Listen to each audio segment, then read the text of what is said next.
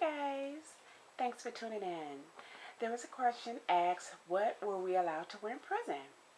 So there is a uniform in prison that we have to wear, and the uniform consists of blue pants and a blue shirt.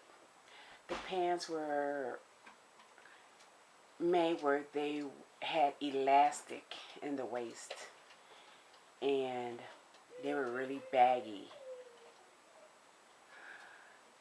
Regardless of how big you were, the pants were made where they were baggy. And they do that because they don't want us walking around with tight pants on, teasing the male officers or just each other.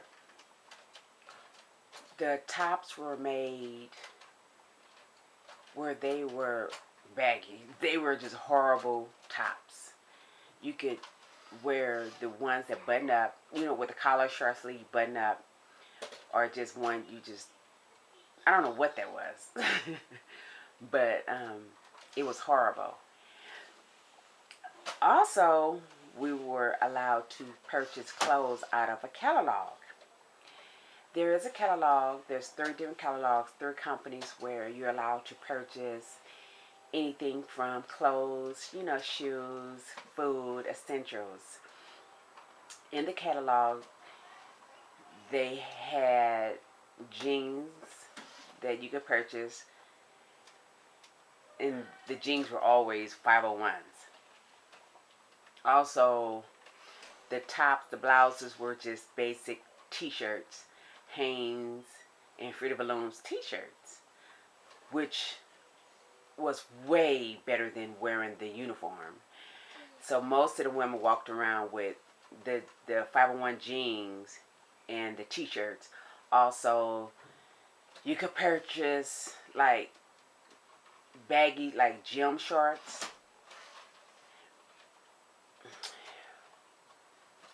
But basically, that was it.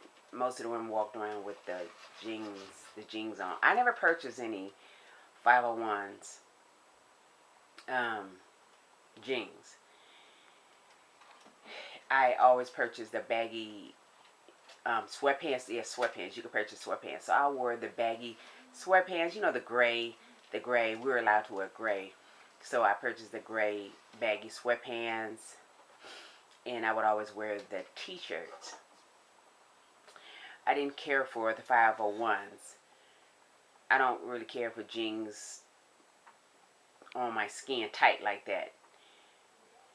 Now, even though we weren't really allowed to walk around with tight pants on, of course they would always purchase the jeans, and the jeans would be tight, Also,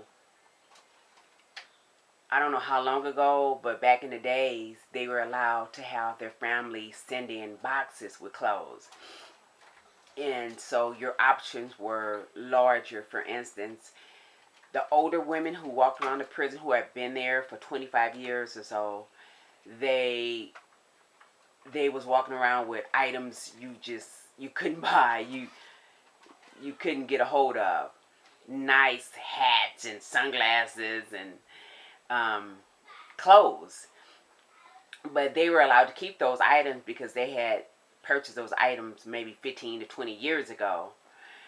So you would see the older black woman just walking around, just fashionable, be like, "Ooh, where you get that from?" Looking really nice. But most of the women just had on the basic. And the uniform, I couldn't wait to purchase something different than the uniform, because on the weekend my husband would come and I would have on these baggy jeans and this horrible looking blouse. I hated that. But it didn't matter because my husband would always say, "Oh, you look nice, you look nice." I look nice to him regardless. But I wanted to look nice. So I can wait to purchase the sweatpants and then the t-shirt to look a little better. Okay. So, you had to wear the uniform to visiting. So it didn't matter. you always had to wear those baggy pants and that baggy shirt to visiting, and I hated that. But yes, so also in the catalog we were allowed to purchase sunglasses. So a lot of women walk around with sunglasses. We were allowed to wear earrings, so you could purchase earrings, and you could purchase jewelry. So a lot of women walk around with gold jewelry on. Oh, and tennis shoes. So everybody had on nice tennis shoes. You're allowed to purchase really nice tennis shoes. Not that nice like Jordans or anything like that, but just nice tennis shoes compared to the tennis shoes, the uniform tennis shoes, because they were horrible. And so I was in the fire camp, the whole training thing, and we were given boots. So the boots are way better than the uniform tennis shoes that they gave us. So I love the boots. The big, thick, like hiking boots. So I would wear my boots all the time, and then we were allowed to wear those to visiting. So I love those. Also, because I was in, I worked in the forestry, the whole fire camp area. We were given, the workers were given jeans. Jeans were totally different. The jeans where you could put on a belt, and they weren't baggy. They were actually nice little fit. So I was allowed to wear those to visiting also. So, that was cool.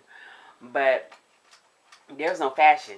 There's no fashion. There's no dressing up or any of that kind of stuff. Oh no, they're not having that. I can remember one 4th of July, there was a couple of young ladies who had took their jeans and they had made a flag and sewed it onto their jeans, to try to look, festive. Please, they made them go take those jeans off.